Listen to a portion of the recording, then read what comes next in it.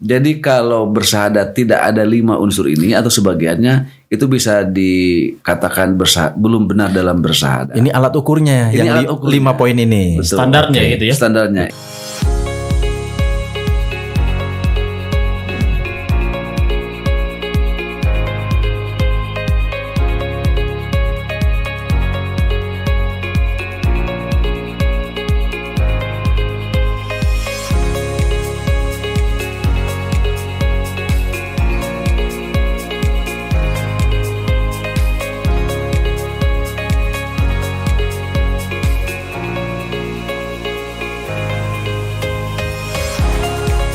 Assalamualaikum warahmatullahi wabarakatuh. Hai listeners, apa kabar Anda? Mudah-mudahan dimanapun Anda berada senantiasa tetap dalam kesehatan, sehat walafiat, dan dalam keberkahan. Amin ya rabbal alamin. Ya, senang sekali saya Rizky Ramdhani kembali menemani Anda kali ini dalam Syagovan Wisdom, sebuah program yang dipersembahkan oleh Karsa Kreasi Cemerlang dari Montana Green Cilengkrang, Bumi Pasundan, Bandung. Tidak sendirian saya kali ini. Ada sahabat podcast yang menemani, yaitu Kang Umar Hanif Nasution untuk podcast kali ini. Iya, Kang Rizky ya. Terima kasih sudah mengundang saya dalam Sama-sama Kang Hanif. Juga dengan Kang Mufli ya. Dengan kitabnya yang genuine, asli ini ya. Ketemu langsung, kesempatan yang luar biasa bagi saya. Alhamdulillah. Terima kasih apresiasinya. Dari Medan tapi Kang ya. Dari Medan Bah. Iya, betul. Menyesuaikan tempat ya. Kemarin kita kedatangan host tamunya itu dari Jawa. Kang Mufti. Sekarang dari Medan. Dan di sini semuanya Kang ya. Bahwa ini Bumi Pasundan. Kita panggil Kang saja begitu. Betul. Ya, dan alhamdulillah Kang Mufli juga sudah hadir di studio, listeners. Mudah-mudahan kita mendapatkan pengajaran yang luar biasa di edisi kedua ya, Syagovan Wisdom, di mana di edisi kedua ini kita mulai masuk di pengajaran pertama. Nah, listeners, berbicara tentang topik kali ini yaitu mata air bening nilai-nilai syahadat. Kita akan bahas tentang syahadat tentu saja. Di mana syahadat adalah kesaksian seseorang ya bahwa tiada Tuhan selain Allah dan Muhammad adalah Rasul utusannya. Nah, menurut kitab Paradigma Hikmah 5, listeners, ini menarik nih, saya baca di pengantarnya.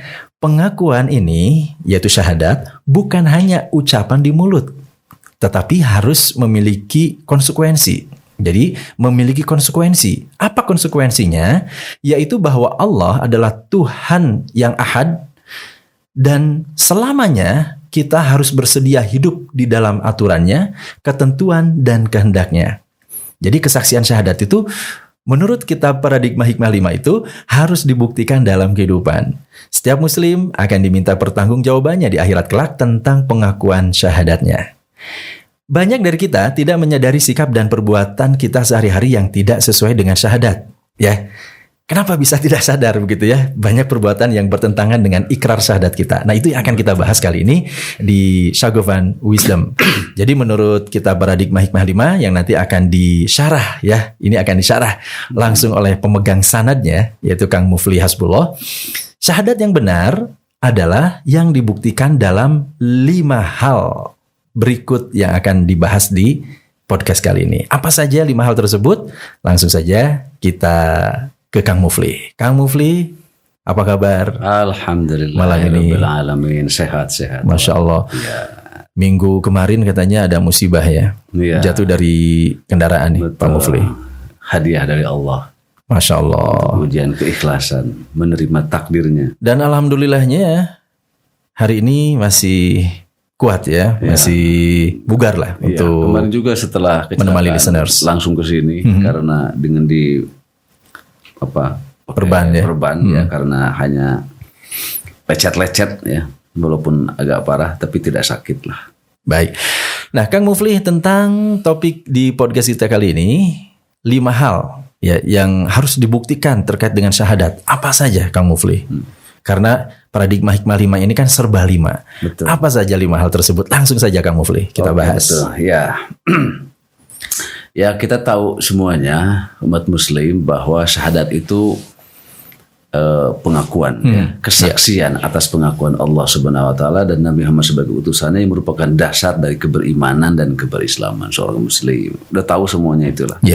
Juga syahadat itu perannya, kedudukannya, pentingnya apa juga sudah tahu. Itu salah satu dari sumber dari rukun Islam dan itu nomor satu lagi syahadat.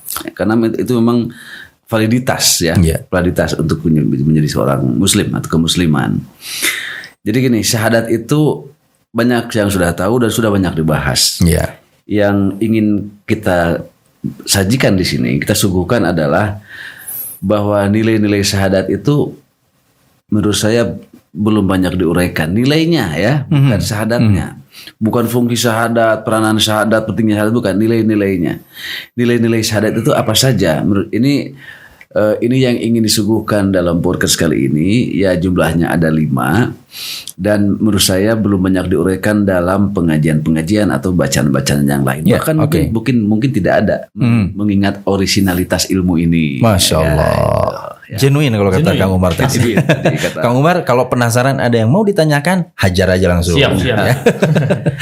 Jadi nilai-nilainya itu pertama, itu tadi betul dikatakan oleh Kang Rizky, ini sebenarnya ukuran bersyahadat yang benar. Jadi kalau bersyahadat tidak ada 5 unsur ini atau sebagiannya, itu bisa dikatakan belum benar dalam bersyahadat. Ini alat ukurnya, ini yang 5 poin ini. Betul. Standarnya gitu ya. Standarnya. Betul. Ini kan prosedur operasionalnya lah, teknisnya. Jadi enak sekali kalau memahami ini. Saya penasaran, langsung aja apa sih 5 hal tersebut? Ya, pasti listeners juga nunggu-nunggu apa tuh yang 5 parameter keabsahan syahadat tersebut. Yang pertama adalah karenanya. Nah, itu istilah. Karenanya di sini n-nya huruf besar. N-nya huruf besar. Sudah yang menunjukkan itu karena Allah. Kata pengganti Allah. Jadi karena Allah. Jadi bersyahadat itu artinya harus karenanya. Karenanya adalah melakukan segala sesuatu karena Allah, tidak karena yang lain. Ini adalah basis dalam melakukan segala amal ibadah dan sebagai dasar dalam bertauhid. Kan begitu ya, karena itu. Jadi apapun yang dilakukan oleh seorang Muslim itu harus karena Allah, harus selalu dalam rangka karena Allah. Hidup diniatkan karena Allah, ibadah karena Allah, belajar karena Allah, bekerja apapun karena gitu ya. Allah. Ya, berbicara juga karena Allah, berusaha berbuat, mencintai Allah, membenci karena Allah, mencari ilmu, memimpin karena Allah, meminta bantuan, memberi bantuan, semuanya harus karena Allah. Nah, Masya Allah. Itu adalah dasar dari nilai-nilai syahadat yang pertama. Harus karenanya. Kalau bukan karenanya, ya karena siapa lagi? Bisa jatuh ke dalam kesyirikan. Menarik tadi nih Kang Mufli. Bahkan sampai membenci pun harus karena Allah. Dan benar ya, membenci pun ada yang benar begitu. Tidak semua. Karena terkadang ketika kita mendengar kata kebencian, itu kan konotasinya negatif. Betul. Ini stereotip. Seolah kebencian tuh nggak boleh ada. Padahal ada yang harus mungkin benci itu keluar begitu. Nah, betul. Kebencian itu konteksnya negatif dan dipandang selalu negatif. Padahal tidak. Ada kebencian yang positif, gitu ya. Misalkan apa? Kebencian pada keburukan. Kebencian kepada kemunafikan, itu kan penistaan, kepada penistaan terhadap Al-Quran, misalkan. Al-Quran. Orang Muslim kalau tidak benci sama sekali kepada orang munafik yang jelas-jelas merugikan dirinya, masyarakat Muslim, keluarganya, kan tidak normal itu. Misalkan ketika kemarin-kemarin nih Kang Umar ada yang ngomong katanya Rasul masa kecilnya umbelan. Muncul bahasa Sunda nama lehwan gitunya. Kan ini aneh begitu. Padahal Rasul itu terjaga bahkan sebelum diangkat Rasul. Dari kehamilannya ketika dikandung oleh ibundanya sampai kepada proses kelahiran sampai tumbuh begitu ya. Dari seorang anak balita tumbuh menjadi remaja sampai dewasa. Itu kan dijaga oleh Allah. Iya, betul. Gitu, tapi ini dikatakan lehwan gitu ya. Kata orang Sunda mah begitu. Ini berarti harus tumbuh rasa benci dengan kalimat tersebut begitu ya. Dengan ungkapan tersebut. Itu mungkin kepleset ya. Tapi kalau disengaja sebagai pelecehan, nah itu yang harus ada kebencian. Walaupun kebencian tidak harus selalu diwujudkan dalam sikap destruktif. Betul, ya. Betul. Minimal rasa aja. Rasa aja. Ini bicara konteks rasa ya, kan? Konteks rasa jadi itu. Sebab kebencian yang kemudian juga menjadi destruktif jadi negatif lagi kan begitu ya. Oke. Nah, jadi menegakkan kebenaran dakwah juga harus karena Allah. Karena itu sebetulnya bukan hal sederhana. apakah semua yang aktivis dakwah itu karena Allah? Sebetulnya belum tentu juga. Wallahu alam ya. Wallahu alam. Ada niat terbersit di bawah sadarnya. Ingin populer. Ada populer. Bangga dengan keterkenalannya. Ada yang mencari nafkah. Ya? Ada juga ya? Oh iya. Nyari amplop. Ya, amplop lah. Amplopnya warna macam-macam lah ya. Jadi, tapi itu kan di bawah sadar gitu bahwa ada niat itu yang kuat gitu ya. Walaupun itu tidak salah, tapi bisa membelokkan niat. Nah, bukan karena Allah. Nah, di situ syahadat. Oke. Jadi syahadat dalam berdakwah juga tidak sepele sebetulnya, ya. Oke. Mencari ilmu, tawakal juga karena Allah, pasrah karena Allah. Karena banyak ada juga pasrah yang bukan karena Allah, pasrah karena keadaan, pasrah karena sudah tidak berdaya, kan itu beda lagi. Kalau kita menjadikan selain Allah sebagai motivasi di dalam melakukan satu perbuatan karena yang lain, apakah itu sama dengan kita mempertuhankan sesuatu yang lain itu? Misalkan ketika kita beribadah ingin dipuji oleh seseorang, ketika kita bersedekah ingin disebut atau ingin baik di mata seseorang, ini bagaimana menurut kamu, Feli? Iya jelas, itu dasar yang melenceng, jadi bukan karenanya. Gitu ya. Karenanya ini adalah nilai-nilai bukti syahadat kita dalam kehidupan sehari-hari. Jadi sebetulnya sederhana tapi sering tidak disadari. Nah ini menurut saya nilai penting dan menariknya dari uraian ini ya. Jadi karena Allah itu seperti ikhlas lah. Gampang dipahami, gampang dikatakan, gampang dijelaskan, tidak gampang dipraktekkan. Kan gitu ya. Karena ikhlas itu berat pada kenyataan. Berarti sebetulnya ini praktik hati ya? Praktek contoh nih misalkan gitu lah. Udah nikah belum Kang Umar? Belum. Oh belum. Promosi. Promosi sekalian ya. Ini masih lajang ini ya. Nah ketika sudah berumah tangga, ketika kita memeluk atau mencium istri begitu ya keningnya sebelum pergi bekerja, lupa niat. Harusnya setiap gerak-gerik kita itu bahkan ketika mau mencium istri kita itu pun karena Allah. Ya karena Allah. Kurang lebih mungkin begitu ya. Nah ini yang banyak dilupakan. Saya sendiri susah gitu ya, atau tidak terbiasa sampai hal terkecil untuk mempraktikkan karena Allah. Termasuk gitu. Mencintai suami atau mencintai istri, mencintai pasangan harus karena Allah. Kalau tidak karena Allah bisa salah. Ya termasuk mencintai istri-istri gitu. Jadi nanti mencintainya berlebihan. Jadi lebih mencintai jenisnya, orangnya. Kemudian mencintai sebagai pasangannya, bukan karena Allahnya. Biasanya kalau cinta seperti itu, nanti dampaknya, efeknya adalah si pencinta itu menjadi lemah di hadapan yang dicintainya. Oh, oke. Ini poligami misalnya ya. Nah, bahas lagi. Gak ada habisnya kalau poligami. Kebanyakan suami tidak sanggup berbicara kepada istrinya. Salah satunya misalnya karena mencintai. Mencintai itu kemudian menghalangi dia untuk melaksanakan syariat Allah. Kan itu salah secara tauhid. Harusnya idealnya yang ngomong aja lah. Itu contoh-contoh karenanya dalam kehidupan sehari-hari. Lanjut poin yang kedua, kamu ya, itu pertama ya. Yang kedua, nilai-nilai syahadat juga yang harus ada dalam kehidupan kita adalah untuknya. Nah, ya, untuknya itu adalah melakukan segala sesuatu untuk Allah. Untuk Allah, karena Allah sebagai muslim, selain karenanya segala sesuatu ya tentu harus dilakukan dan dipersembahkan hanya untuk Allah, kan begitu. Jadi untuknya adalah menyangkut hasil kerja. Menyangkut hasil kerja. Ini untuk siapa? Untuk Allah. Setelah kita melakukan sebuah amal kebaikan dan ibadah, maka kita persembahkan hasilnya untuk Allah. Meniatkan segala sesuatu hanya untuk Allah semata, berbuat amal kebaikan hanya untuk Allah semata. Kalau tadi karenanya itu dasar, ini hasil. Ini hasil. Oke. Pertanyaannya, ini agak sulit nih praktiknya menurut saya nih Kang Umar. Ketika kegiatan atau usaha yang kita lakukan itu hasilnya dalam konteks materi, misalkan bisnis, bekerja begitu. Hasilnya kan gaji begitu ya.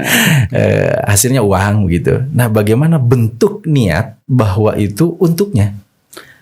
Itu mungkin bisa disadari bahwa hasil kerja itu adalah rezeki. Oke, Masya Allah. Maka rezeki itu harus dibelanjakan sebagai rezeki yang diridhoi oleh Allah. Untuk beribadah kepada Allah juga. Beribadah kepada Allah. Menafkahi istri ibadah, menafkahi anak ibadah. Caranya halal, mendapatkannya halal, mengeluarnya pun yang untuk benar. Yang halal di mata Allah. Untuk yang halal di mata Allah itu kalau dalam soal rezeki. Allahu Akbar. Kan tadi kan ada bacaan dalam salat itu ya. Inna salati wa nusuki wa mahyaya wa mamati lillahi rabbil alamin. Hidupku, matiku, ya, salatku, ibadahku semuanya ya, untuk Allah. Ya. Jadi salat untuk siapa? Cari pahala. Kan menjadi lain urusan. Ya, dalam tauhid mah untuk Allah. Gitu. Salat untuk Allah, ibadah untuk Allah. Ya kita merenung dan untuk mengingatkanlah gitu. Mudah-mudahan kita bisa terus teringat supaya terjaga syahadat kita gitulah. Amin ya Allah ya Rabbal alamin. Jadi, untuknya. Berarti hidup kita itu untuk Allah Subhanahu wa taala. Untuk Allah. Kalau bukan untuk Allah buat siapa? Buat siapa lagi? Karena kita akan kembali kepada Allah. Tapi ya lagi-lagi kita harus sering menyadari diri bahwa ini pertama tidak mudah. Tidak mudah, benar. Sering lupa. Amalan hati itu tidak mudah. Sering lalai. Makanya saya pun tidak merasa paling atau bisa, tidak. Harus saling menegur dan saling mengingatkan. Kita hanya menyampaikan ilmu ya. Menyampaikan ilmu, mudah-mudahan barokahnya adalah kita semakin kuat mengamalkannya. Bagi semua pendengar. Bagi semua pendengar, gitu aja. Masya Allah, Allahu Akbar. Luar biasa ya ini ya. Biasa sekali. Ini baru sampai poin 2. Yang pertama adalah karenanya, yang kedua untuknya, dan yang ketiga di dalamnya. Di dalamnya. Apalagi ini di dalamnya? Di dalamnya itu adalah kita melakukan segala sesuatu, ya, segala tindakan perbuatan harus dalam kerangka aturan, kehendak dan ridho Allah. Masya Allah. Begitu. Karena kita sudah bersaksi mengakui Allah sebagai Tuhan kita dalam syahadat, artinya kita akan taat total kepadanya. Berarti ini dimensinya metode. Kalau tadi motivasi, kemudian hasil. Kalau ini berarti metode pelaksanaan. Ya, betul. Antara motivasi dan untuk mengejar hasil itu caranya harus di dalamnya. Di dalam syariatnya, di dalam aturan-aturannya. Harus sesuai dengan itu ya. Dari mulai niat karena Allah. Cara karena Allah. Metode langkah juga karena Allah. Dan penting mah niat nawe karena Allah. Nu penting mah niat weh, tahu mah dah kamu. Ya, itu banyak yang. Tapi caranya, Robin Hood gitu. Nah itu yang ngerampok sadarnya gitu. Belum benar. Oke. Sadarnya belum benar tanpa sadar itu. Niatnya benar, caranya salah, tujuannya salah. Tertolak. Jadi belum bersyahadat dengan baik dan benar gitulah. Ketaatan itu harus mengerjakan segala sesuatu dalam aturan Allah. Inilah makna ketiga bersyahadat dalam kehidupan. Ya, kata para ulama. Ini sudah masyhur ya, sudah maklum lah, diketahui bahwa diterimanya amal itu karena 2 hal. Karena Allah dan sesuai dengan syariat Allah. Nah itu. Niatnya ikhlas, nyari nafkah buat anak, tapi ngalacur. Tidak sesuai dengan syariat Allah. Ngalacur lah, iya ting lah. Nyopet atau jauh ting lah. Nipu aja nyopet gitu ya. Harga, nipu ya, kemudian tertolak. Bukan tertolak. Jadi tidak diterima ibadahnya. Tidak terbukti nilai-nilai syahadatnya itu. Dan tidak membuktikan nilai syahadatnya. Betul. Karena dia tidak melakukan di dalamnya yang tadi. Betul. Atau sebaliknya, caranya sesuai dengan syariat Allah, tetapi dia lupa niat.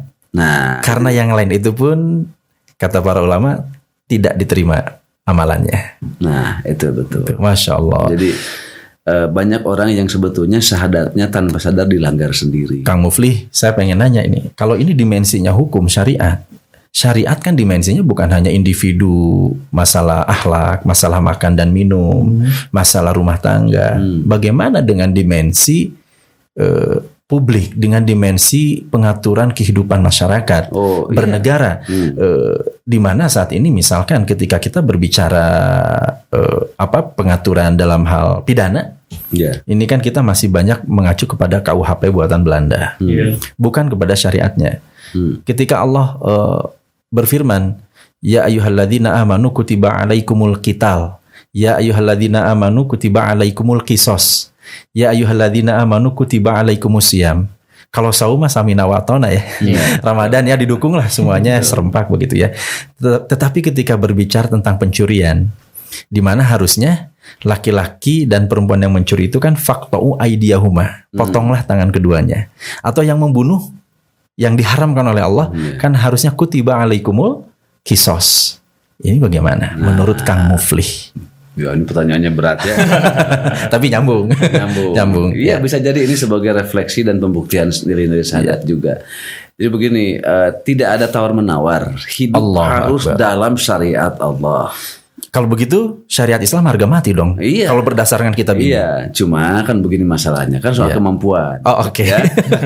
Jangankan dalam konteks kehidupan sosial dan bernegara. Kita kalau kembali ke individu saja, orang yang merasa sudah muslim, paling beriman, belum tentu melaksanakan syariat Islam dengan benar. Dengan tadi itu dengan konsekuen, belum tentu karenanya di dalamnya, ya. Kemudian apa tadi? Karenanya untuknya itu belum tentu juga kalau diperiksa betul-betul secara objektif. Itu banyak yang salah niat, banyak yang salah proses, salah cara karena emosi, karena nafsu dan sebagainya. Jadi betul membangun masyarakat muslim itu wajib, dan mengelola masyarakat dengan negara di masyarakat muslim wajib dengan syariat Islam, nggak ada lagi tawar menawar. Takbir. Allah Akbar. Tapi itu kan soal prinsip. Ya. Normatifnya, fleksibilitasnya adalah soal kemampuan. Kalau tidak bisa juga dipaksakan. Metodologi atau belum siap. Betul. Masalah metode atau toriko mungkin ini dimensinya berkembang. Iya, betul. Berkembang, ada ikhtilaf dan sebagainya. Akhirnya membangun masyarakat itu juga kan kembali membangun keluarga, membangun individu, membangun diri. Jadi sebetulnya dakwah Islam itu dimulai dari kesadaran diri dulu.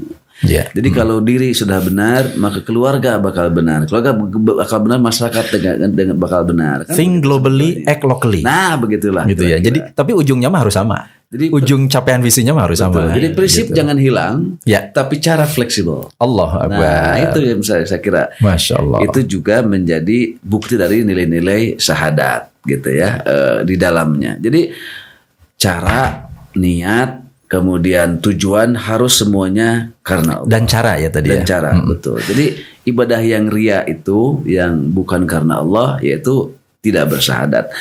Kemudian mencari ilmu misalnya ya untuk kesombongan, kan banyak itu. Mencari ilmu untuk gelar, mencari ilmu untuk kedudukan, kepuasan intelektual, bukan karena Allah, ya. Siapa yang tahu bukan karena Allah atau bukannya dirinya sendiri, hatinya sendiri dan Allah. Tapi kalau betul-betul bukan karena Allah, misalnya beginilah, kuliah S2, S3, di pikirannya itu bukan mencari ilmu karena Allah, tapi mengejar jabatan itu, mengejar jabatan ini, nanti prospek kerja bakal lebih tinggi dan sebagainya.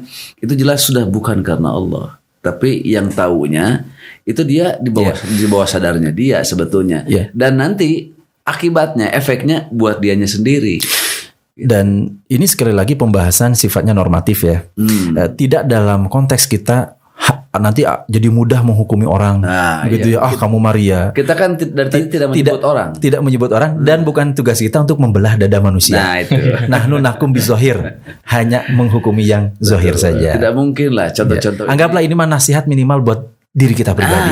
Akhirnya pengajian yang paling bagus adalah pengajian diri sendiri. Sebetulnya itu. Baik, lanjut poin yang keempat nih. Tadi baru 3 Kang Mufli.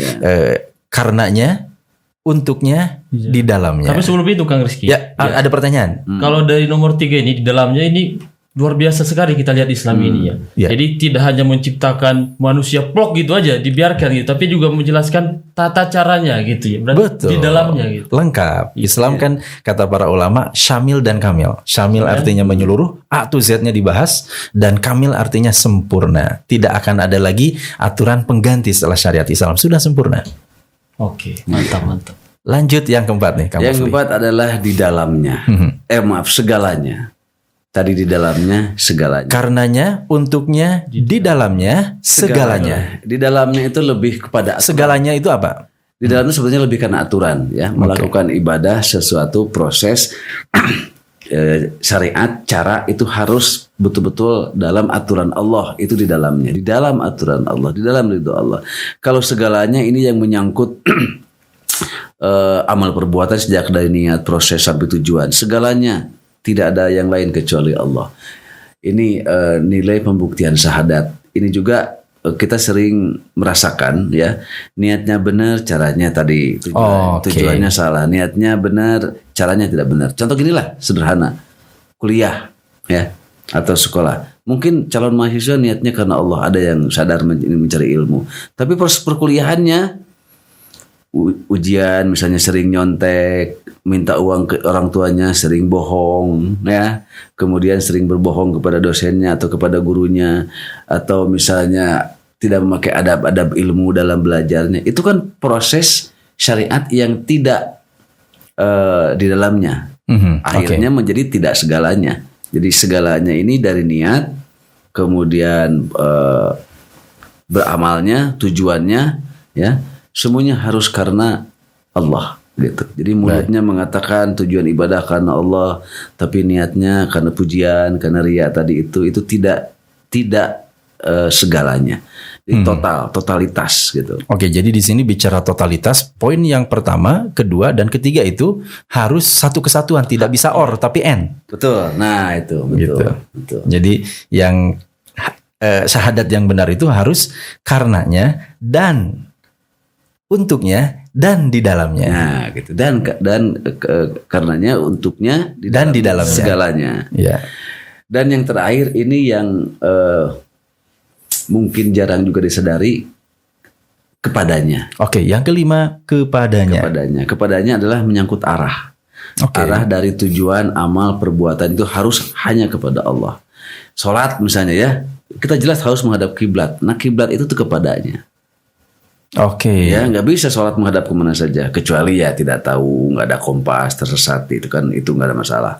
Atau misalnya haji, nggak bisa haji ke Kathmandu atau ke Bombay, India gitu ya. Haji ya harus ke Mekah menghadap Ka'bah sebagaimana disyariatkan oleh Rasulullah. Jadi itu kepadanya. Termasuk ini Kang Rizky yang menarik ya, dalam beramal misalnya.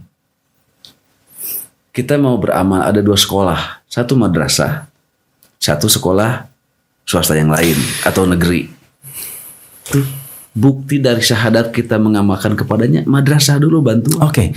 Jadi yang terpenting di sini, saya dapat satu poin penting nih, loyalitas dan disloyalitas. Betul. Al-wala wal bara.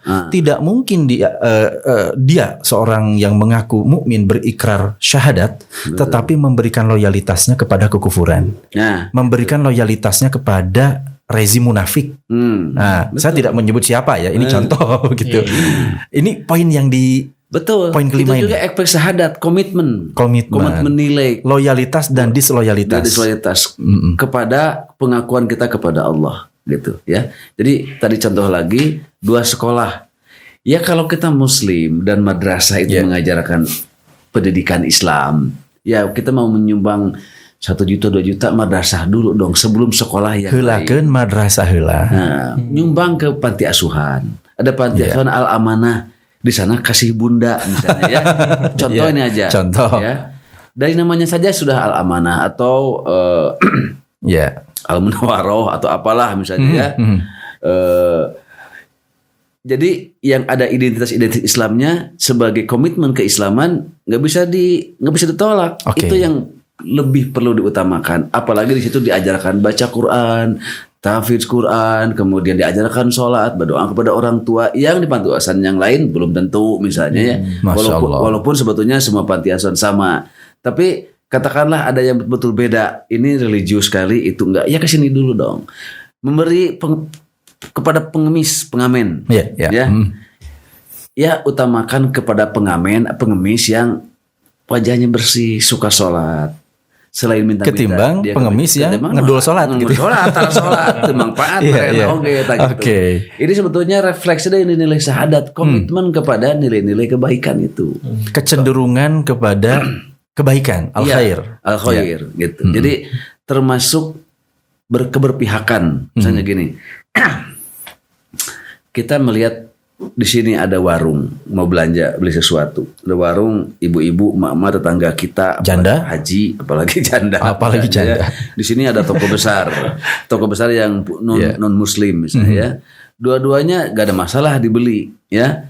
Apalagi di sini warung tidak lengkap, di sana toko besar gitu. Sekali lagi ini bukan dimensi halal haram ya, kamu pilih ya. Di sini di Sagovan Wisdom kita tidak bicara halal haram. Tidak bicara. Bukan level fikih, tetapi dimensinya lebih kepada hikmah, kesadaran, etika, adab. Etika, adab. Jadi Kalau kita misalnya mau beli sesuatu, di depan kita ada warung tetangga kita yang muslim, di sana toko besar yang enak nyaman, tapi pengusaha non muslim, komitmen syahadat kita berusaha untuk belanja ke warung dulu. Walaupun faktanya lebih mahal. Ya, okay. Ini soal komitmen dalam konteks sosialnya, komitmen membangun ekonomi umat, begitulah. Oke.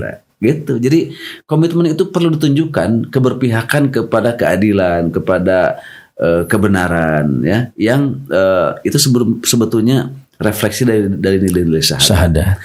Kita ingat kisah apa yang sebelum dibakarnya Nabi Ibrahim, ya, oleh tunggu yang sangat besar itu, kan konon katanya ada burung dan cicak yang ngobrol. Yeah. Cicak itu bawa air, setetes air, atau mungkin wadah kecil lah, untuk memadamkan tungku besar Nabi Ibrahim. Lalu ketahuan Nabi cicak ngobrol, "Hei burung, ngapain lu bawa air segitu?" "Ini buat parum ge moal." "Buat moal rek mareman memadamkan tungku api Ibrahim." "Ari maneh," gitulah gitu ya. Cek manuk teh. Cek manuk teh. Cing atuh kira-kira naon manfaatna, naon pengaruhna? Apa manfaatnya kamu bawa air segitu? Ya nggak akan padat sama sekali. Betul, aku tahu air kecil ini tidak akan berpengaruh mampu memadamkan api kepada tungku besar Nabi Ibrahim. Tapi aku ingin menunjukkan di pihak mana aku berada. Allah. Harus ditunjukkan ya. Nah, tunjukkan. Nah, itu sebetulnya contoh dari refleksi syahadat kepadanya. Iya. Jadi ketika kita lebih berpihak kepada kebenaran dan kita lebih berpihak kepada sesama muslim, kepada kesalehan, ketakwaan, itu sebetulnya kita membuktikan refleksi syahadat kita. Gitu kepadanya. Masya Allah. Luar biasa ya. Keren. Kang Umar ya. Kitab ini dahsyat ini. Jadi sekali lagi saya bukan ustadz ya.